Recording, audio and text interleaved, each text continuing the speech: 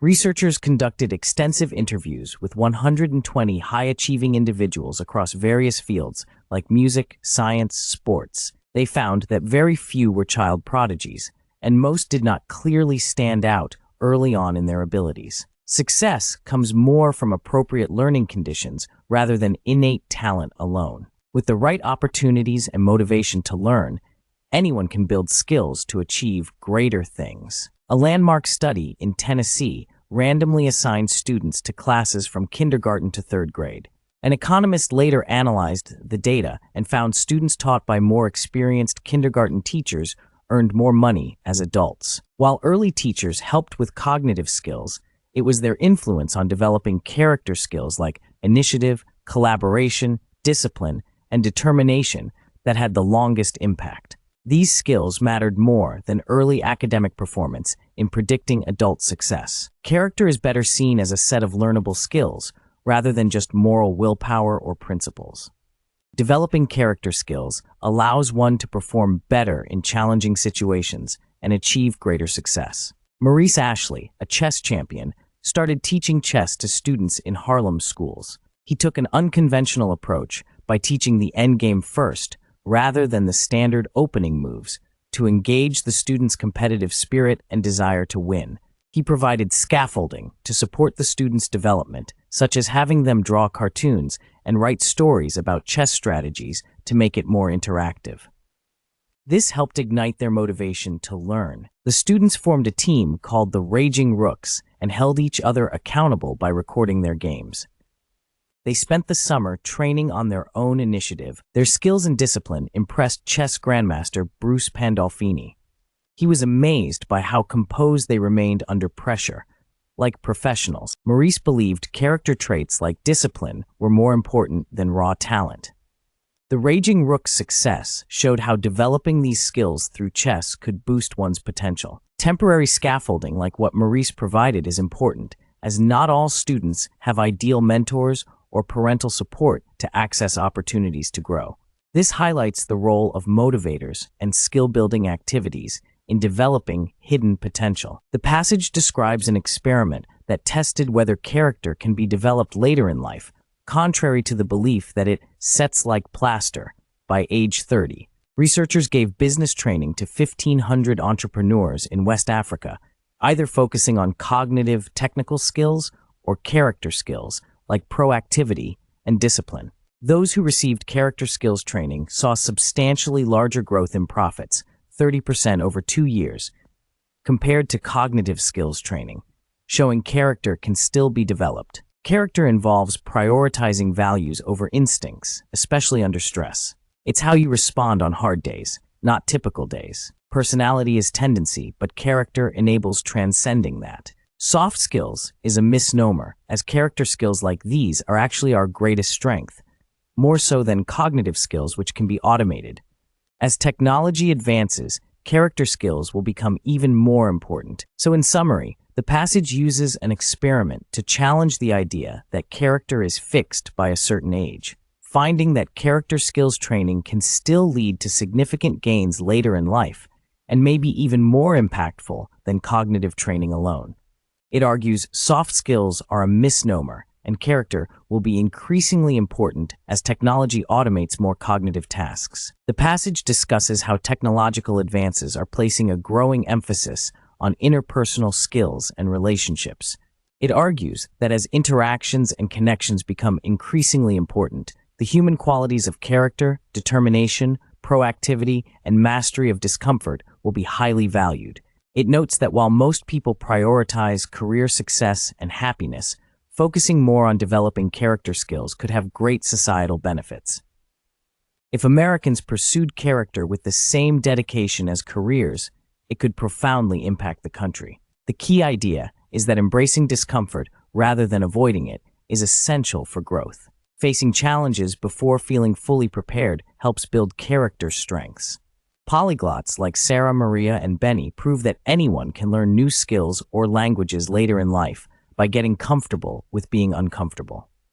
This counters the popular myth that learning styles determine what people can learn, and suggests determination to endure struggles is more important than innate abilities. Learning styles are not fixed, and focusing only on your strengths limits growth and improvement in weaknesses. Embracing discomfort is necessary for learning. Steve Martin initially bombed in stand-up comedy because listening, watching, and doing alone were not enough. Writing, which he disliked, helped him refine his material and structure jokes better. Procrastination often stems from avoiding uncomfortable feelings, not just lack of effort. Steve overcame procrastination on writing by recognizing it was necessary for success. Writing forces clearer thinking by exposing gaps and requiring articulation. Unclear writing signals unclear thinking.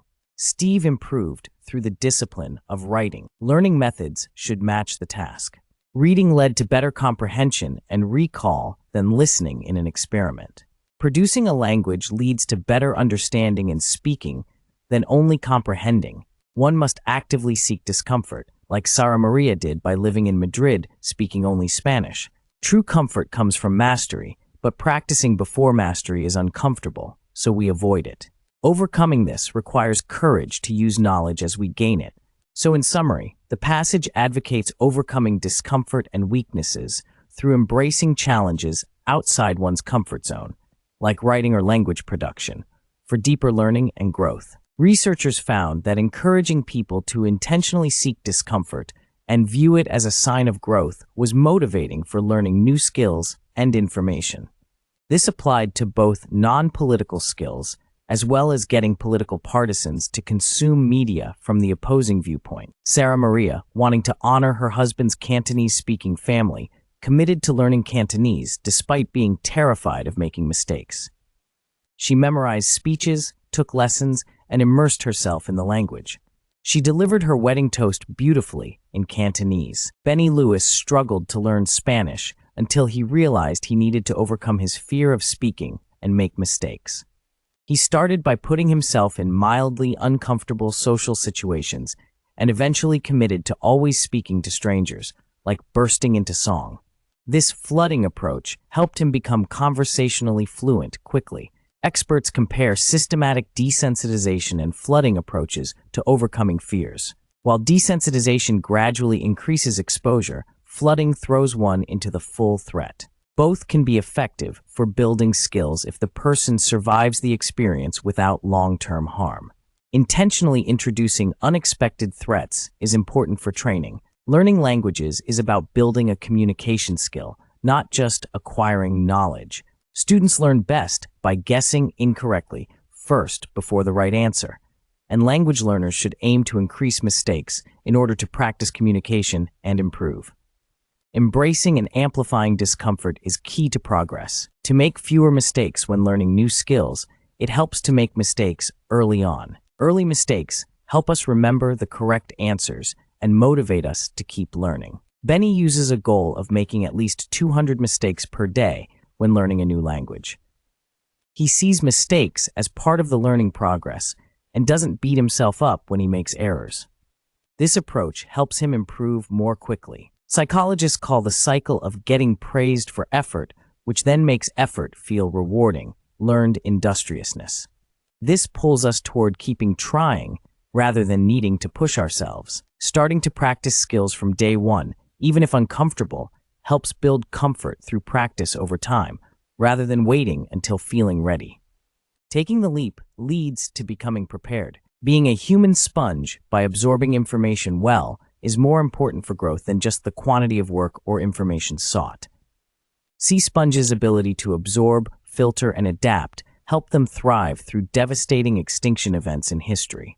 Melody Hobson overcame difficulties through the quality of her efforts, not just quantity. Her rise illustrates that gains come more from how fruitful our efforts are than sheer hard work alone.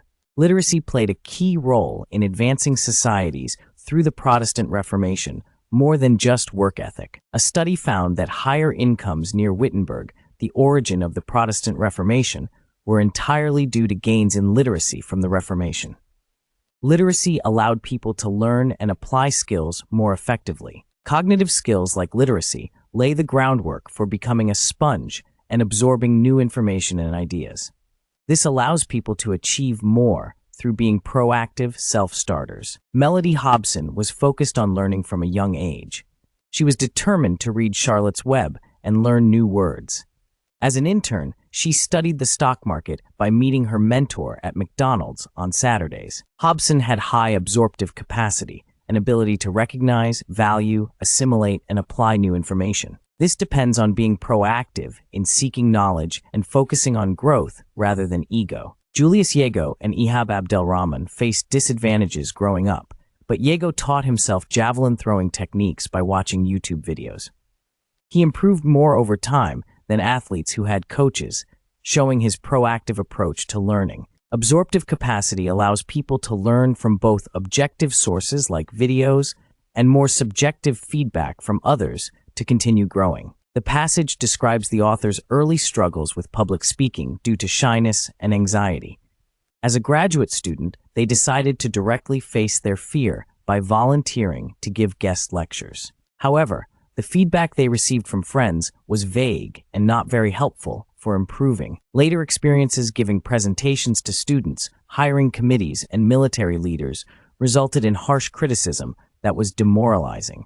The author realized they needed a better way to get useful feedback. They started asking peers for specific advice on how to improve rather than general feedback. This elicited more constructive suggestions, such as opening with a personal story to connect with the audience. The passage also discusses qualities that determine whether a source can be trusted as a good coach providing advice. If the person cares about you, is credible in their expertise, and knows you well, their feedback is worth considering to help you grow. The example is given of politician and mentor Bill Bradley, providing critically important but difficult feedback to Melody Hobson that helped shape her career success. In the end, the author argues we can learn from challenges by focusing on absorbing useful advice from trustworthy coaches rather than dwelling on weaknesses in order to continuously improve public speaking and other skills. Sponges are responsible for complex life on Earth. They helped oxygenate the oceans, allowing for more advanced organisms to evolve. Without sponges, humans may not exist. Being a sponge in the social sense means absorbing helpful information from others, but also releasing that information to help others learn and grow. It's a proactive and prosocial skill. The chapter profiles architect Tadao Ando and how he embraces imperfections in his designs. Despite lacking formal training, he uses his own experimentation and studying to become one of the most renowned architects. Ando's buildings withstood a major earthquake that destroyed many other structures. He prioritizes durability over perfection in amenities or aesthetics. This compromise allows him to achieve his artistic visions within limited budgets and spaces. The piece argues that perfectionism is not necessary for technical or aesthetic mastery. Excelling often requires tolerating certain flaws or shortcomings. Experts know which flaws are acceptable to achieve their overall goals. So in summary, it discusses how sponges enabled complex life, the value of sharing knowledge to help others, and why tolerating imperfections can help architects and other experts achieve their highest work. Perfectionism is not always the path to mastery. Perfectionism can limit growth by focusing too much on narrow skills and avoiding mistakes. It traps people in spirals of avoiding failure and new challenges. The Japanese concept of wabi-sabi honors imperfections and finds beauty in them. Famous architect Tadao Ando embraces imperfections in his use of raw concrete, choosing perfectly acceptable over perfection. Ando's experience as a boxer taught him to accept imperfection and risk failure to develop new skills. This mentality informed his architectural approach. The author recounts struggling with perfectionism as a diver in high school. It caused him to excessively refine minor details instead of harder skills and freeze up from trying new dives out of fear of flaws. With coaching, he learned to aim for specific, challenging goals rather than the vague do your best. This focused his effort better and helped gauge progress. Imperfection was accepted as long as he achieved the goal, allowing him to take risks and improve overall. The passage describes the author's experience training with diving coach Eric Best. Eric encouraged the author to push their limits and not be afraid to try more difficult dives, even if they felt wrong.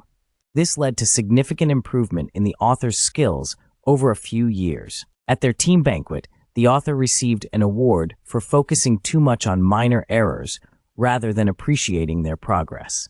Eric's philosophy was to focus on constantly improving and helping others, rather than having a bad day. The author learned to judge themselves based on the progress they had made, rather than constantly seeking perfection. Looking back at old videos helped them appreciate how far they had come. The passage also discusses choreographer Twyla Tharp's process of revising her musical Moving Out based on critical feedback. Tharp aimed for a minimum lovable product rather than perfection. Key revisions like adding a prologue help simplify the story and clarify characters. The passage advocates for seeking feedback from judging committees to help identify needed improvements, rather than leaving success to chance opinions. The author has applied this approach to their own writing projects. The passage discusses strategies for transforming daily practice and grinding towards goals into more motivating and fulfilling activities. It uses the example of Evelyn Glennie, a Scottish musician who dreamed of attending a prestigious music conservatory despite facing obstacles. When Glennie auditioned, she played various pieces on percussion instruments like timpani and xylophone, as well as piano. However, the conservatory did not accept her. This rejection could have been demotivating, but Glennie did not give up on her passion for music. She continued practicing diligently and applying herself. Later passages discuss how mentors, coaches, role models, and peers can provide scaffolding or temporary support structures to help people overcome obstacles and scale new heights. Different types of scaffolding may be needed at different times, depending on the challenge. Playing Tetris is given as an example of how a specific activity can help reduce unwanted flashbacks or intrusive thoughts after distressing experiences. The summary focuses on how the passage discusses transforming daily practice and grinding towards goals into more motivating activities, using Evelyn Glennie's example of persevering in her music passion despite an initial rejection from her dream conservatory. It also mentions the concept of scaffolding from mentors others to help overcome challenges. Evelyn Glennie is a renowned percussion soloist who is profoundly deaf. She was told as a child that it would be impossible for her to have a musical career due to her deafness. Her teacher, Ron Forbes, helped her develop a unique approach to music through vibrations felt in her body rather than hearing. She practiced feeling different notes in different parts of her body. Their collaborative approach made learning music a joy rather than a chore. They varied the tasks and increased the complexity over time in a challenging but fun way. Evelyn went on to have an extremely successful career as a solo percussionist, becoming the first to have such a career. She has won multiple Grammys and other awards. The key to her mastery was finding a way to make practice a source of joy through deliberate play rather than tedious repetition. This helped unlock her hidden potential in a fun and engaging way. A communication course for pharmacy students allowed them to better identify patients' chief complaints and empathize with concerns, improving their performance on patient examinations. Similar benefits were seen in a sales training class where students role-played customer and salesperson scenarios. Those who participated sold 43% more tickets compared to a control group. Deliberate play, where tasks are made more motivating and developmental, can help sustain enjoyment and achievement in sports and other domains like music or word games. A basketball experiment found that young players who spent more time in deliberately designed games versus drills showed greater improvement in skills like court awareness and passing. Basketball trainer Brandon Payne works to incorporate harmonious passion into every element of practice by reimagining drills as games to motivate players. He helped NBA star Stephen Curry improve weaknesses like speed and agility through deliberate play approaches, helping Curry break records and become the league's MVP. Changing situations can build discipline more than willpower alone. The Schmarlow test studied how kids dealt with temptation by waiting to eat a marshmallow. Some found creative ways to make the wait easier by covering their eyes, sitting on their hands, etc. This showed their ability to create scaffolding to reduce the need for willpower. Brandon Payne, Steph Curry's trainer, takes a similar approach by making workouts fun and game-like through deliberate play. Drills have time or point targets to reach, competing against yourself. This keeps Curry motivated to improve over time. Mixing up drills is better than repetition, per research on interleaving.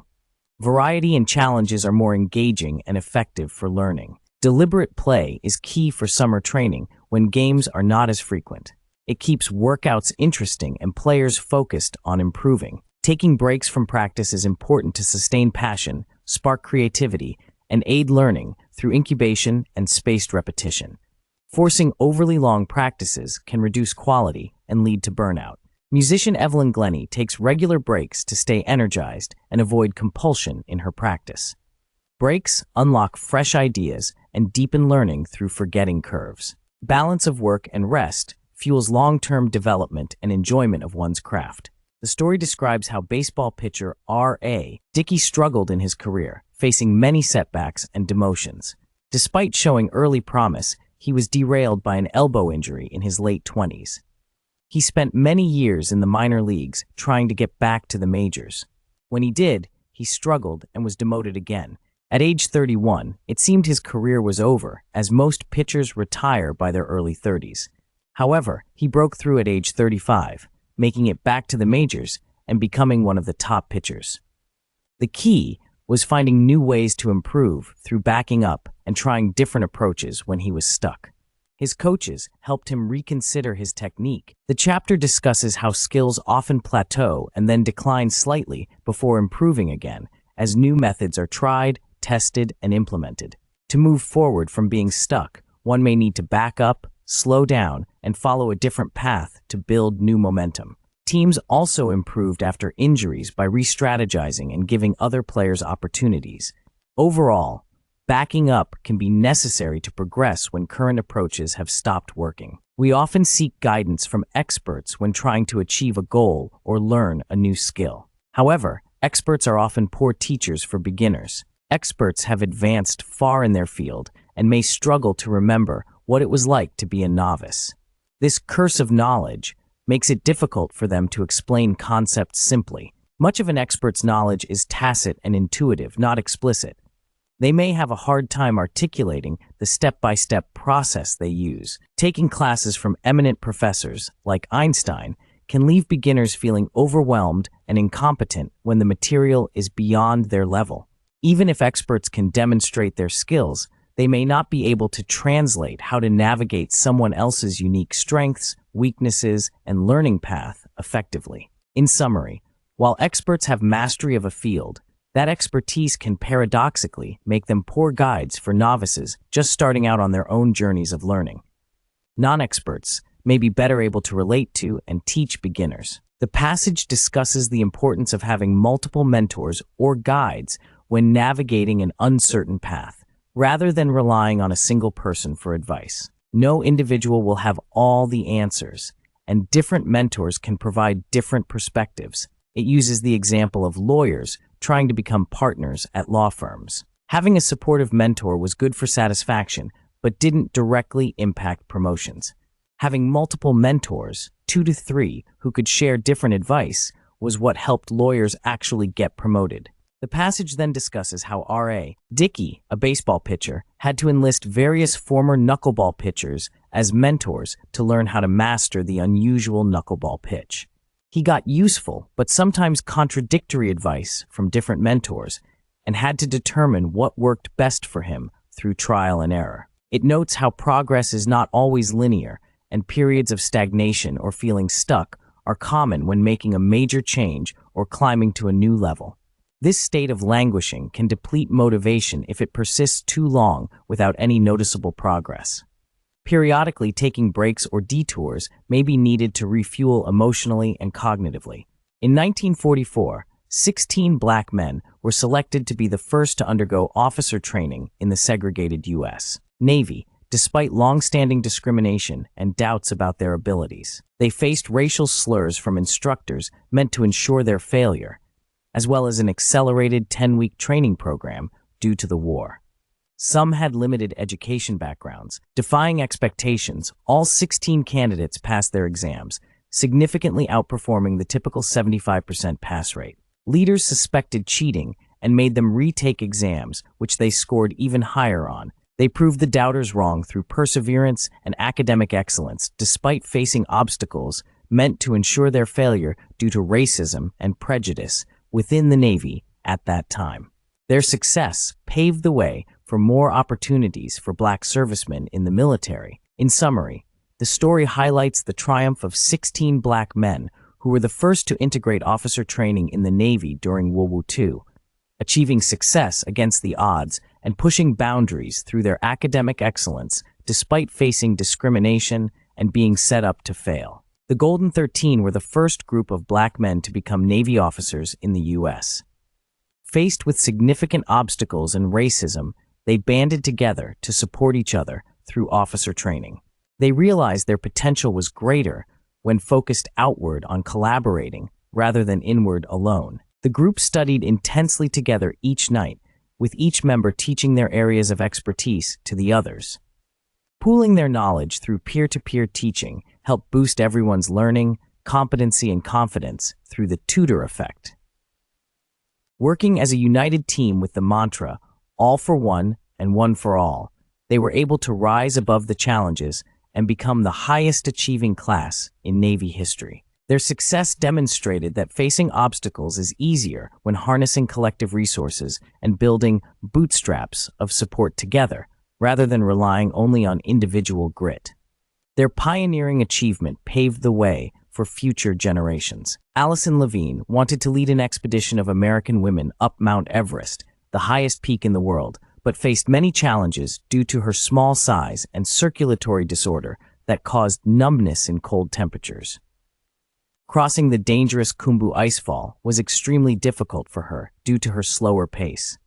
A male climber yelled at her to go faster or quit. They later faced many dangers like an avalanche, helicopter crash, and another climber falling to his death. After nearly 2 months of climbing, when they were just 300 feet from the summit in the death zone, a dangerous storm blew in, forcing them to turn back without summiting.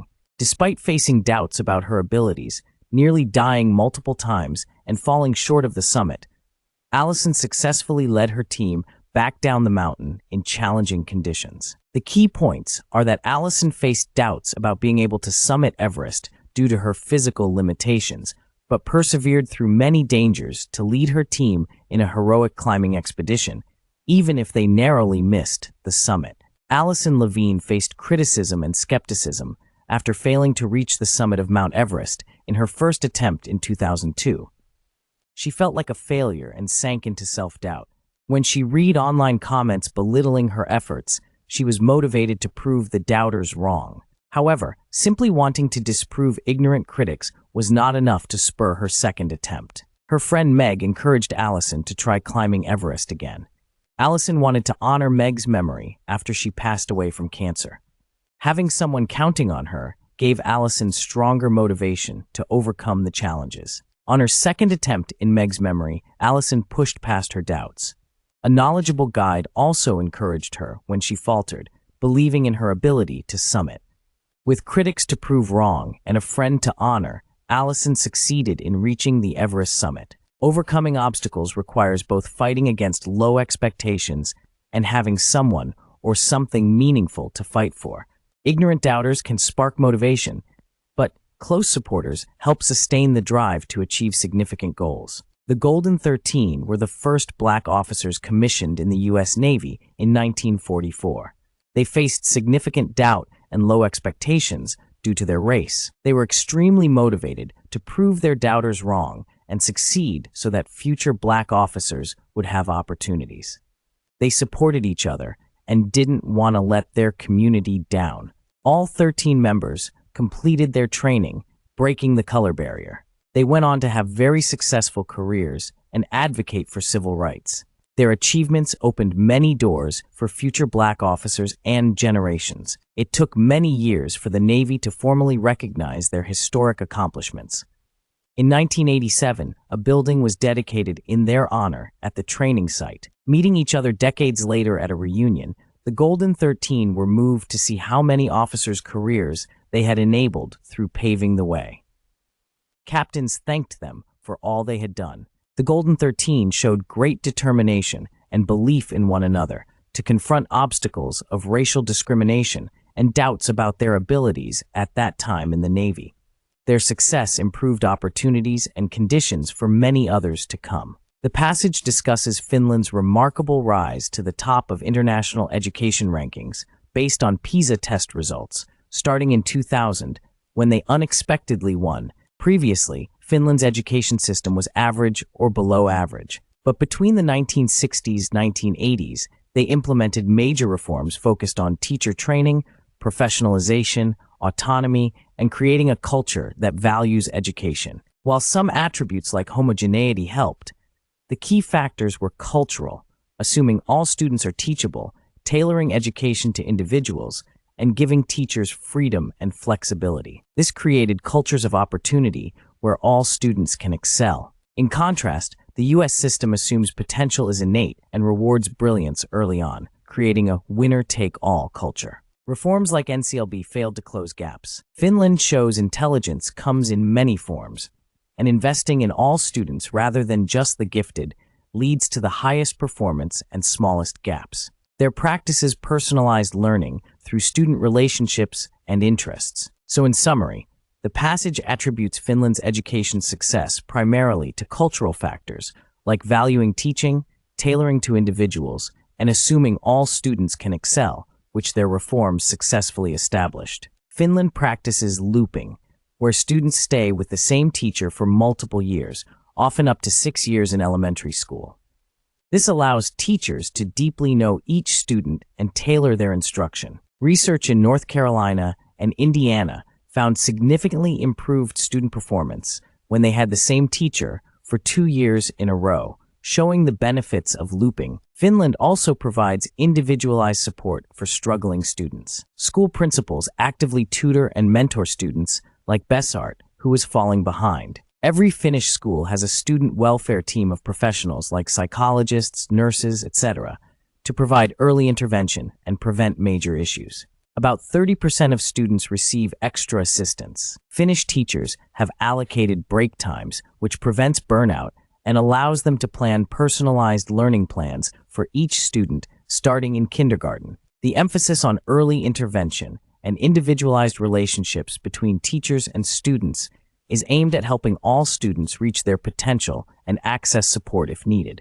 This contrasts with more reactive approaches in some other countries. Tim, a teacher from the US, was surprised to see how differently kindergarten worked in Finland compared to the US.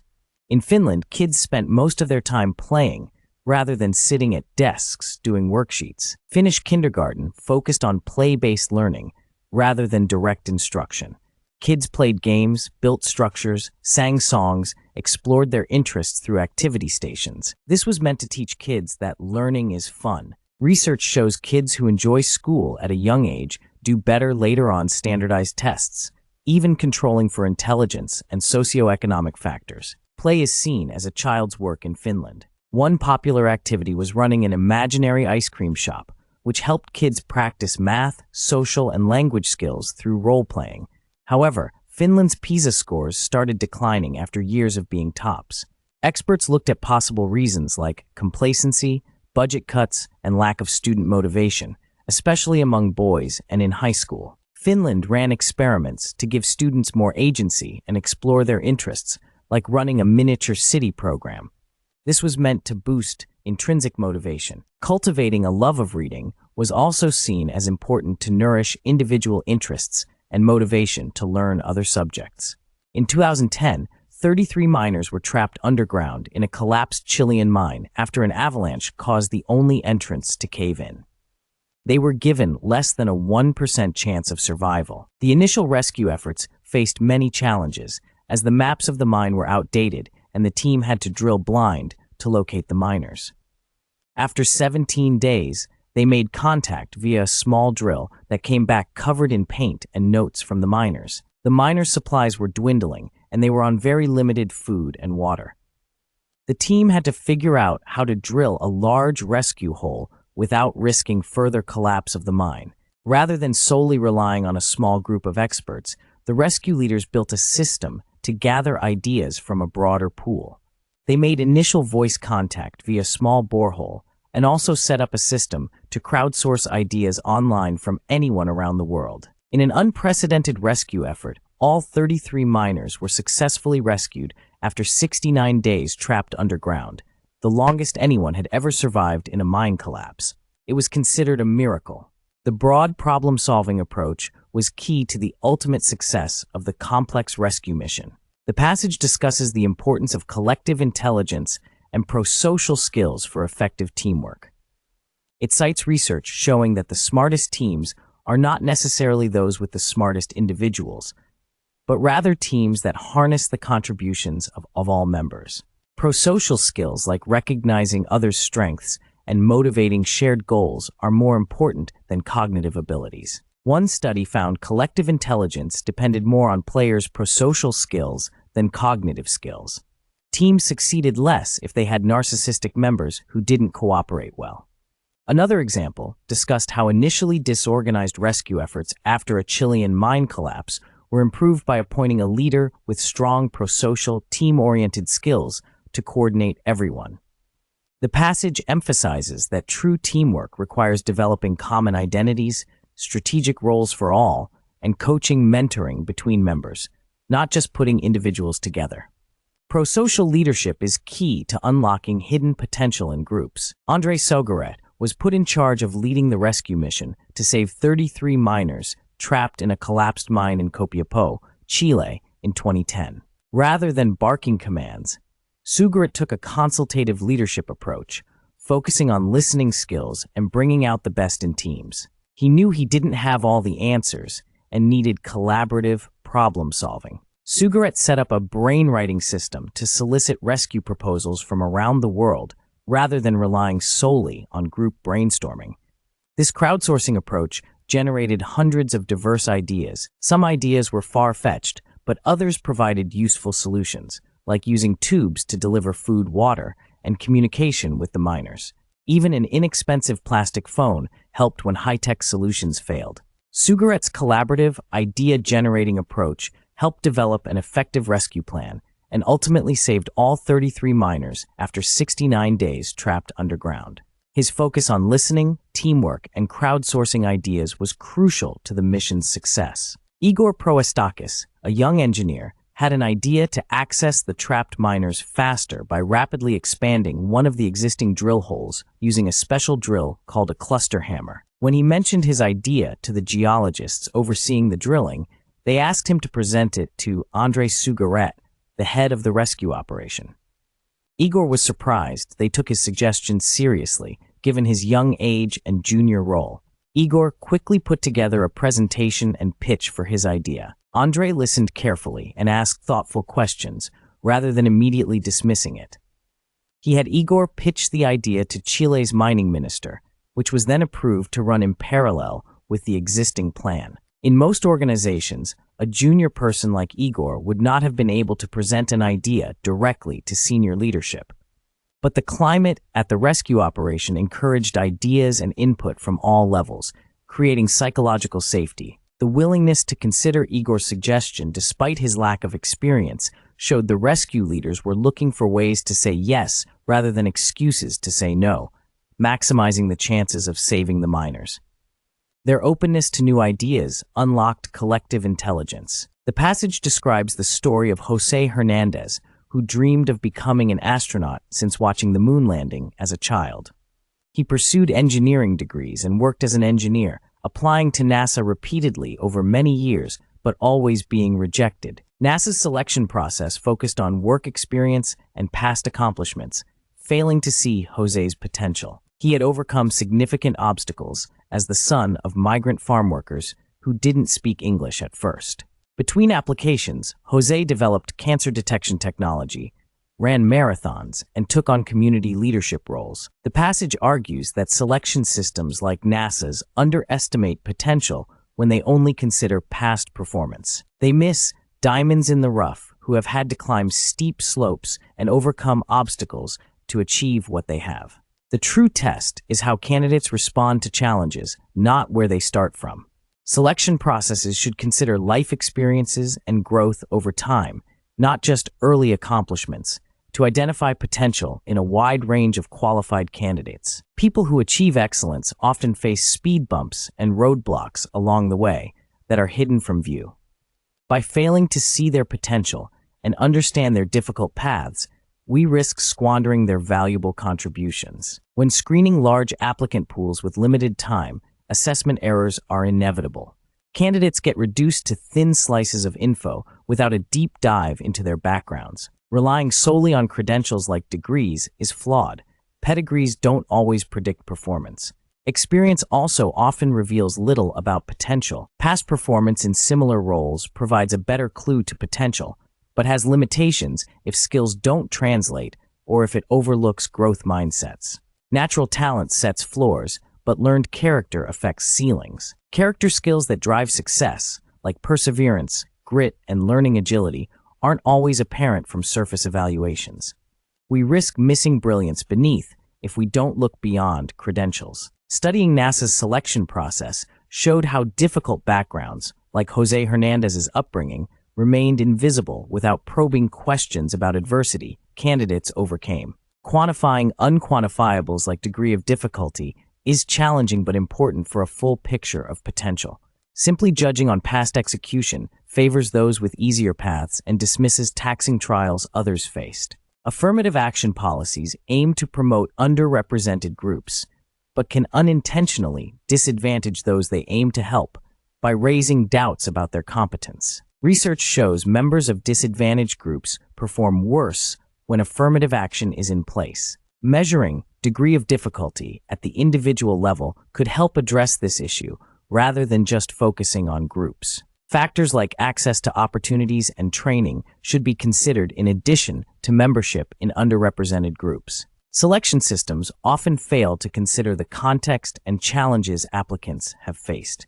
Things like course difficulty, socioeconomic factors, and grade trajectories over time provide important context but are overlooked. Improving how selection systems assess rise over run, the rate of improvement over time, could help identify hidden potential in applicants who started weak but improved significantly, like due to overcoming early challenges through hard work.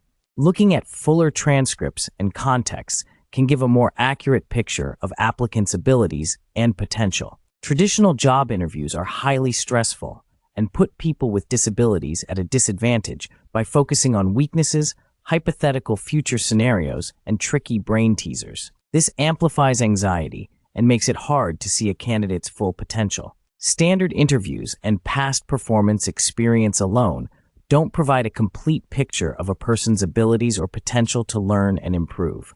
They don't account for different challenges candidates have faced. A better approach is to use interactive work samples during interviews to observe how candidates solve real problems in the moment. This shows hidden skills and gives people a chance to succeed where traditional interviews may set them up to fail. Allowing candidates to get feedback and redo work samples if they get stuck provides valuable second chances to demonstrate their skills and reduces stress. Common interview practices can obscure the potential of neurodivergent candidates or those who have faced adversity, whereas a supportive, sample-based approach reveals strengths employers may otherwise miss. So in summary, the key gaps highlighted are shortcomings of standard interviews in accounting for disabilities and adversity, as well as the benefits of interactive, feedback-based techniques like work samples. The passage shares the story of Jose Hernandez, a migrant farm worker from Mexico who eventually became an astronaut for NASA after many years of perseverance and self-improvement. As a young man, Jose applied multiple times to become an astronaut but was rejected. He kept improving himself by earning a pilot's license, scuba certifications, and learning Russian. In 1998, after applying for over 15 years, Jose made it to the final round of astronaut selection, but was again rejected, this time offered a job as an engineer at NASA instead. In 2004, Jose got a call asking if he was replaceable. He was then selected to become an astronaut. In 2009, at age 47, he fulfilled his dream by traveling to space aboard the space shuttle. Jose's story demonstrates overcoming adversity through perseverance and constant self-improvement. It also shows the importance of second chances and not giving up on one's dreams and potential. The author failed a writing exam at Harvard and had to decide whether to take a remedial writing class or jump straight into the regular class.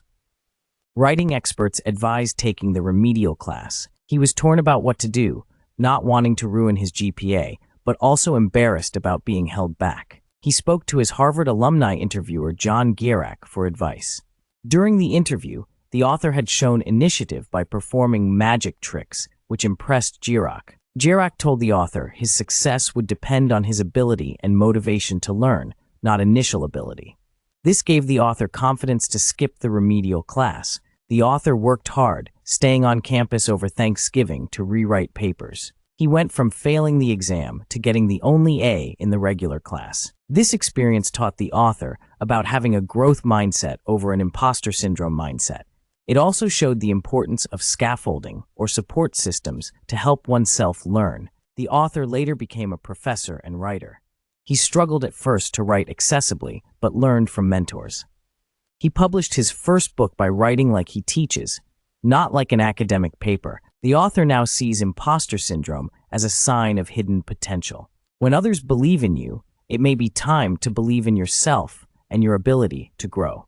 Success is about character growth, not just achievements. Doing an activity is better for remembering information, while summarizing is ideal for understanding emotions. It's important to seek discomfort and a mistake budget in order to learn and improve through trial and error. One should aim to become a sponge by absorbing new knowledge and perspectives from trustworthy sources. It's better to strive for excellence rather than perfection, and engage others to provide feedback on progress. When facing obstacles, one can turn practice into play, take roundabout paths by backing up to move forward, and build self-confidence by coaching others. Systems should be designed to bring out the best in all students by recognizing different types of intelligence and allowing exploration of individual interests. Collective intelligence in teams can be uncovered by transforming groups into aligned teams with prosocial leaders and using brainwriting over brainstorming. The passage advocates for replacing traditional job interview and application processes with more equitable approaches that focus on potential rather than credentials. It proposes several ideas. Replace the traditional hierarchical corporate structure with a lattice system that gives employees multiple paths to have their ideas heard and supported. Eliminate requirements for degrees and experience in evaluating job applicants and students. Focus on talents and character over past accomplishments. Consider the degree of difficulty in a person's background and compare their performance to peers with similar circumstances. Look at trajectories and improvement over time rather than just recent performance, as upward trajectories may indicate overcoming adversity. Reimagine interviews to highlight candidates' strengths and give them opportunities to showcase what they love. Allow do-overs if needed. Redefine success as progress and distance traveled rather than just peaks achieved. The mark of potential is helping others progress as well. It calls for putting candidates in the best position to succeed during evaluations and focusing on uncovering hidden potential and talent regardless of credentials or backgrounds. Here is a summary of the key points about language learning and character development from the references provided. Researchers have found that having a growth mindset and believing talents can be developed through effort is important for success in areas like language learning. Dedicated practice over many hours is necessary to reach high levels of skill. Studies show that character skills developed early in life, like conscientiousness, perseverance, and self-control, can have significant impacts on important life outcomes like career attainment and social-emotional well-being. Targeted skills training programs have boosted small business success. While innate abilities provide an initial advantage, decades of research demonstrates that through deliberate practice, nearly anyone can acquire high levels of expertise in cognitive skills like chess or languages. Intelligence becomes less important compared to practice habits. Teaching techniques like scaffolding that provide structured support can help develop both cognitive and non-cognitive abilities. Learning is most effective when challenges are just beyond a person's current level of competence. Supporting growth mindsets and character strengths nurtures long-term development. Famous polyglots and experts emphasize the importance of consistent daily practice over many years to reach high proficiency, as well as drawing motivation from a passion for learning rather than just outcomes. Maintaining enthusiasm through the challenges of the learning process is key. The article studied the retention of material learned from podcasts compared to in-class lectures in a university psychology course. 68 students participated in the study. They listened to 10 psychology podcasts at home, then completed online quizzes to test their retention of the material. As a comparison, students' retention of material from in-class lectures was also tested using additional quizzes. The results showed significantly better retention of material presented in class versus material learned from podcasts. On average, students answered 85% of questions correctly from in-class lectures, but only 63% correctly from podcasts. The authors argue that podcasts may be an effective supplemental tool, but are not as effective as the traditional in-class lecture method for maximizing student learning and retention, especially for non-auditory subjects like psychology. They attribute the better retention from in-class lectures to social cues from the instructor, ability to ask questions, visual aids, and interactive elements that enhance learning compared to passive podcast listening. In summary, the study found that university students had significantly better retention of material presented in live lectures compared to material learned through podcasts outside of class. It suggests podcasts are better as a supplement rather than replacement for in-class instruction.